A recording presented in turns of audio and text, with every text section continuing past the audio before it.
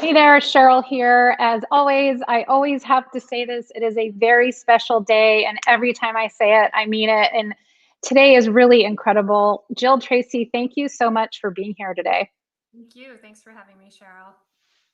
Yeah, and before we get in and start talking about a lot of the incredible things that you're doing at Microsoft, I thought we'd let people get to know you a little bit and get to know what has really driven you to really stick it out and be a leader, a female leader in technology. So when you were younger, what are there any stories or people that inspired you or that either inspired you to greatness or maybe that kind of knocked you back a few and you decided to be a trailblazer and kind of clear the path for others? I mean, what really has fueled you up to this point? Yeah, that's a great question. I think about that a lot. I reflect on the past, the present, the future, and just kind of looking at the journey. And it's always fascinating to look at how my life has unfolded and the experiences I've lived. I feel like I've lived so many different chapters of existence. When my life started out young, neither of my parents had a college education. I'm a first generation college person in my family. And my parents got divorced when I was very young. So I was raised by my mother with my brother. And so she worked hard, had a lot of different jobs, waitressing and secretary and things like that, that just tried to make ends meet, and it was tough. But I think watching her struggle really taught me the value of education and working hard and really focusing and not wasting a single opportunity. And I was super fortunate when I was in high school. There was a turning point in my life where I had the opportunity to apply to be an exchange student. And so I with Rotary International, and I did. I applied for it. It was very competitive. It's very tough selection criteria, interviews, going to all the different levels of that, getting through to the final selection. And I got selected to be an exchange student in Brazil. My camera keeps going in and out. That's okay. So I think because I'm moving or something. But anyway, I had the good fortune of being an exchange student in Brazil for a year. And so I left the US when I was 17. I didn't speak a word of Portuguese, which is their language. I had taken some Spanish in high school, but Spanish and Portuguese, if you talk to any Brazilian, is a very different language. There are some similarities, but high school Spanish did not prepare me at all for learning a whole new language, a whole new culture, a whole new life. That I lived for a year going to Brazilian high school, living with Brazilian families. It was one of the best years of my life in terms of impact and setting the stage for my future and for really helping me understand kind of what I can do to give back to the world. Coming from a humble background and challenging experiences through my youth, living in Brazil that year really opened my eyes to real poverty and real challenges that people have that way bigger than what I had lived through up till that point. And I felt like I was so grateful that I had the luck of being born in a country where I could really work hard and try to make my life turn into something impactful and meaningful and achieve my goals. And I think we all have our struggles in life and our challenges. I was grateful to be born with all of the opportunities that I had just by the luck of my situation. And having seen that in my year in Brazil, it really laid the foundation for kind of what I wanted to do with my life. And so when I came back to the US after that year, I went to college. I went to Marquette University. I double majored. I double minored. I like took on as many classes as I could. I strived to do as the best I could and really had high expectations for myself because I had seen, the struggles that people have in the world. And I wanted to give back and make something of my life where I could make my life meaningful and help others. That really became my North Star. And so they didn't offer Portuguese at Marquette at the time. I think they still probably don't. But I ended up, one of my majors was Spanish. My other was communications. And then my minors were political science and psychology. And I really didn't really know what to do with myself. I did well in school. I studied hard. I was in the honors program. I graduated magna cum laude. I achieved a lot, but because my family didn't really have any, experience in the professional world. I didn't have guidance of, hey, you should be a doctor, you should be a lawyer, you should do this, or you should be an engineer. I probably could have pursued any of those in retrospect, but I had no one really giving me guidance in that. So I just kind of cobbled together what I thought would be an education that would set me up for success in a variety of paths. But my main goal was I wanted to graduate, and then I wanted to go on to help people. That was my goal. And so when I was getting to the end of my undergrad, I wanted to give back in a big way. I had been volunteering a lot during my college time, working also to pay for it because I didn't have the funds. I had scholarships, I had grants, financial aid, but I was also paying for my experience. So I was working a lot. But ultimately, I applied for the Peace Corps because I wanted to go live and help in another country and help people and represent the United States as well and give back to my country by serving. And I felt the best way I could serve was doing that. So I did. Again, it was another very competitive thing to get into. I got selected to be a Peace Corps volunteer. I went to Paraguay in South America, where my Spanish served me a little bit during my training, but the people I served actually are they're indigenous descendants of the indigenous people of that area of South America. So their language is Guarani. And they actually speak kind of a mix between, it's mostly Guarani and then a little bit of Spanish. So they call it Yopara, which is a combo. But anyway, I had to learn to speak Guarani. I was serving in the Peace Corps as an agriculture extension volunteer, where I didn't really have any agriculture background except some gardening when I was a kid. And my dad was a horse trainer, so I rode horses as a kid. But that was pretty much my farm experience. So I had to learn all about agriculture. But a lot of it was really not necessarily knowing how to be a farmer, but knowing how to communicate with the people and help them and transfer skills and access to resources, whether it's loans, micro enterprise opportunities, education, seeds, market to sell. I set up a co-op of farmers. I help them all get their harvests together and sell in the market for a higher price, renting a truck to take all their stuff to Asuncion, the capital, and sell it in the market there where they could get better income. And helping them set up small businesses, introducing them to new crops like strawberries, which they're still growing however many years later. This is in the early 90s that I went. And they're still growing this stuff. I taught them how to grow sesame seeds. And it's amazing. Like I stayed there. I served in the Peace Corps for 3 years. And while I was down there, I discovered, quote unquote, a crop that's native to Paraguay. Called Stevia rebaudiana bertoni is the Latin name. We know it in the US as a lot of people call it stevia. I still call it stevia. And it's locally called ka'ahe, which is a sweet herb. It's 300 times sweeter than sugar. It's native to Paraguay. I decided, okay, I have these farmers. I'm trying to teach them crop diversification and access to markets. This thing is amazing. It's super sweet, has no calories. It's all natural. I need to start a company. So I did. With local investors, local partners. I wanted to keep it all local in the spirit of helping local, not taking resources out. So set up a company down there, started producing stevia in large scales, selling it to markets in Australia, locally, and then to a buyer from Japan.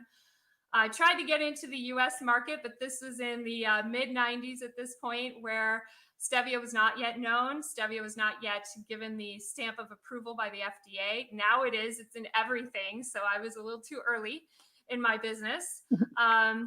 But it ended up being a great experience and really helped the farmers and really helped the local people. And then after 4 years in Paraguay at this point, I decided, I could stay here and keep plugging along and doing this business, or maybe I can better myself even more now that I've had some business experience. Maybe I put some frame around what I've experienced and go get an MBA, which is what I ended up doing. I came back to the United States. I pursued my master's in business at Thunderbird, which is at the time was #1 in international business. Now now all MBAs are international, but back then that was cutting edge. So I got my MBA at Thunderbird. It was a great experience at the time. You were not allowed into Thunderbird unless you were fluent in at least one other language. And you had to have international experience and have lived outside of the U.S. if you were a U.S. person for a period of time, so that you have a true global mindset, which I felt like at this point I definitely had cultivated a global experience and mindset and languages. And then after my MBA, during my MBA, I did an internship at Accenture, which was great in Seattle. I fell in love with Seattle. And then I applied to Microsoft and I got hired. And that was in 2002. And I've been at Microsoft for 18 years, going on 19 now, and done a variety of roles at Microsoft. It's been a spectacular experience. I never imagined when I was this little kid growing up in Midwest outside of Chicago, that I would end up at, the top technology company driving huge impact around the world. Both in what I'm doing in my role, but also just impact and the ripple effect that Microsoft has in terms of driving positive impact.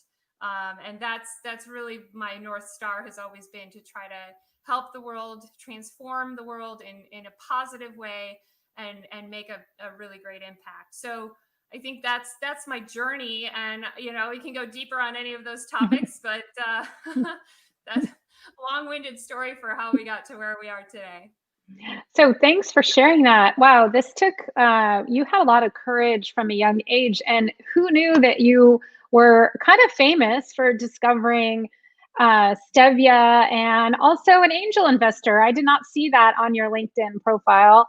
And like a startup. And so that is really incredible. And it just seems like where your passions lie are a perfect really marriage with Microsoft and their commitment to those within Microsoft, and also their commitment to helping the world to be a better place. So thanks for sharing that journey. And now from that small Midwestern town to director of global operations, can you tell us, being a woman in technology, what has helped you along the way? Because a lot of times, especially for emerging leaders, they might look at you and think that, oh, like you were pretty much dropped into this position, or it was easy for you because you were so smart, or what was that journey challenging at all? And I love asking the question, if you were to coach your late 20s, early 30s, something-year-old self, what would you tell her now, and how did you overcome some of those challenges? Yeah, I would say, I think a lot of people are their own obstacle, right? And I think for me, a lot of times it's that voice in your head that it's a lot of chatter. There's a lot of chatter that goes on in there. And if you listen to Brene Brown or Mo Gaudat, I don't know if you know Mo, he wrote the book Solve for Happy. And he has a whole section in there about how your mind just has this kind of aimless chatter. And you really shouldn't give a lot of credibility to that chatter, but instead look at it and have some self-reflection and think about, truly what insights can you gain and how can you get out of your own way and really have the confidence you need and trust in yourself to be authentic and really not be afraid to pursue what you need to pursue. And there's all these studies about women, who apply for a role need to feel like they need to have, almost all of the boxes checked before they even apply for the role. And whereas men are like, oh yeah, I could do that and just go for it. I think just seeing what you can do versus what you have done and using that as the way to achieve more and strive for more. And the tagline I think you put on here was around transformation, and that's it. It's like really look inside and see how you can transform yourself and make a big impact in your own life and in the lives of others, in your work or in your family, in your community. So I think from my standpoint, it's all about authenticity, being true to yourself, true to your values, and just not standing in your own way and not believing some of the chatter that goes on in your head, like, oh, I'm not good enough, or oh, they're more qualified than I am for this role and I shouldn't pursue this. Don't. And if you don't believe your own self, then go talk to others. And I think others can give you feedback and help you understand kind of the potential that you represent, and having a mentor or having people in your life who can help you look at things in a different way and have a different perspective, and you see yourself from a different perspective, I think is super helpful for people to strive and achieve and get where they want to be faster. Yeah, I agree with you wholeheartedly. That is so, so important. And I want to mention that if for anyone watching this live, you can go ahead and drop questions in LinkedIn. We will get those and I will give them to Jill. Also, you can drop some questions in after the fact and we'll see them as well. So I'd like to ask you a question that might be a little bit uncomfortable. And that is, when we talk about diversity, equity, inclusion, we talk about driving transformation, because really the longer title of this was driving transformation and empowering every person in your organization. And so whether it's for women in technology, or what I learned and my eyes were open when I interviewed Kelly McElhaney, who's a professor at the Haas School of Business at Berkeley. She's also the founder of the Center for Equity, Gender, and Leadership. And she opened my eyes, which seems so obvious now, but it just was not on my dashboard a couple years back, is that there's a lot of inequity within our gender. And so if you were to give some advice for amazing women in technology who maybe feel further marginalized within our gender, what advice could you give them? And also, what advice could you give their leaders? Because I think they're filled with amazing creativity, innovative ability, and ability to shift industries. And we want to make sure they're fully empowered too. So can you shine a little light on that? For sure. I mean, I think that I'm passionate about that, and I'm passionate about helping women, helping girls. I've been a Girl Scout troop leader for going on 8 years now. I believe in helping people who have potential, who don't necessarily fit the mold, right, of what has been the norm. And I think at Microsoft, especially, there are so many diversity and inclusion groups that exist that I participate in, from one's called Blacklight to another about women in technology. And then we have one about ability, or it's called disability, but it's really all about ability and different abilities, right? And Microsoft really tries to hire for the having a better representation of the world, right? Very global in terms of who, and all different kinds of people from all different walks of life, from all different backgrounds, races, gender, identity, and all of that, and socioeconomic status as well, education. So I think there's so many studies that show that the more diverse your group is, the better and more successful you're going to be, whether it's your company or just a group that you're in of people just having impact in the world. And so I try to participate in as many of these diversity and inclusion types of groups that we have. I want to educate myself. I belong to groups that try to help empower people who are not your mainstream. I think we're super lucky in the Seattle area. We have Ijoma Oluo, who wrote So You Want to Talk About Race, and she just published a new book called Mediocre. Highly recommend reading her works. And at Microsoft, we're so lucky because we've had her come and talk. We've had Kimberly Crenshaw, who talks about intersectionality, which is really an important thing to be aware of you're not just a woman. You're a woman who may be a woman of color, or you might be a woman of different socioeconomic background, or a different educational background, or whatever. There's so many different things, and so having the awareness of intersectionality and how that impacts. Or you might be transgender, or have a different gender identity than mainstream, and you can add so much more value by being authentic and being true to who you are, and bringing that to the table, and impacting things in such a positive way by doing that. And so, I mean, that's kind of how I look at it. I know Microsoft looks at it that way, and it's an evolution. I think none of us have ever arrived, nor will we ever be there at the full kind of nirvana of enlightenment. But I appreciate the efforts that my friends make, my family makes, my company is making, my community, my neighborhood. Like, it's really great. I'm so fortunate to be a part of that, and I want to contribute to that as much as possible. Yeah, and it sounds like yourself and Microsoft are really, like I said, trailblazers and leading the way. And I like to talk about micro steps. So, can you help us understand in an organization, or what's something like a micro step that we can do, or meaning that I think the small consistent things matter.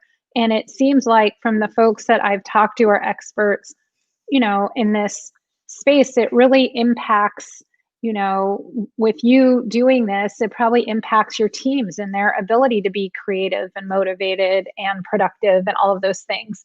Is there one small thing that you can recommend that we could go do and do a little bit differently that might impact lives in our organization? And it might just be as simple as inviting someone to a virtual coffee and asking them how they're doing. Or is there a micro step that you can share that we can kind of all wrap our arms around and start doing a little better, more consistently?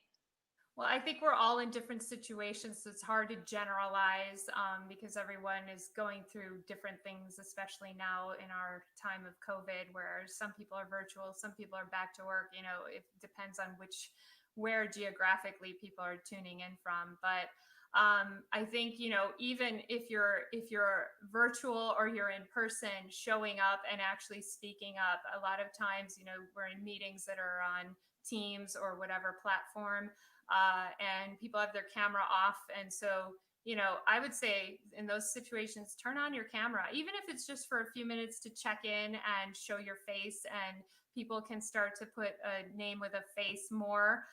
Just showing up in that way, speaking up. It's hard sometimes in these virtual environments to feel like, well, maybe what I have to say isn't as important as that one because that one's higher ranked than me. No, it's speak up. If you have something that's valuable to say, you weren't hired because for whatever, you were hired because you have some value to add. So add it, make your voice be heard. Don't be afraid and don't be shy. And you might make mistakes, but the other thing that I love at Microsoft, at least, is growth mindset. Like, we have embraced that in such a big way. Like, if you're going to make your mistakes, make them, acknowledge them, be accountable for them, be responsible, but then learn, reflect, and then do better next time. And we're all human, and we're all working hard, and we're all struggling through all of the challenges that life throws at us. So give yourself some grace, give yourself some space, appreciate what you have accomplished, and then go do more and give more. Yeah. And I like to add too, and bring people along with you, because it seems like you've been amazing, and Microsoft is really, excuse me, amazing at fostering that as well. So, is there one call to action that you give for everyone to just either tell them what to do, where to go, or just something that they can do? And what do you want them to take from this? Well, from my standpoint, I'm, like I said earlier, I'm a big advocate of Girl Scouts. I wanted to be one when I was a kid, but for multiple reasons wasn't able to. I have three daughters, and so they have all been Girl Scouts from kindergarten on. And I've been a leader, a troop leader for all of that time. My oldest is now in 8th grade. And so I believe in the power of Girl Scouts. I think it's accessible to all girls, all backgrounds, race, religion, economic status. They have programs to help girls who want to participate who maybe can't afford to do it. So I think it's such a great experience because it teaches about values that really are cross all boundaries, about being honest, fair, integrity, compassion, courageous and strong is part of the whole mantra of Girl Scouts. There's the Girl Scout law, and those are some of the things about self-respect, respecting others, community, family, and the world. So, I would say be a part of it in some way. Give back to girls if you can in that way, even if you don't have a daughter or a girl in your life, you can still be participate in some way in it. And so that's my thing these days. Over the last few years is how I spend some of my spare time. Mhm. So Because I'm sure you have so much of it. No, I'm just kidding. I know that you don't. And I really want to honor you for, making that time for the things that are important to you, in addition to being the director of global sales operations for Microsoft and their business applications. Jill Tracy, thank you so much for your time and your gems of wisdom. Much appreciated. And I look forward to continuing to follow you. thank you, Sheryl. I love the opportunity. Thank you so much, and you take care. Thanks.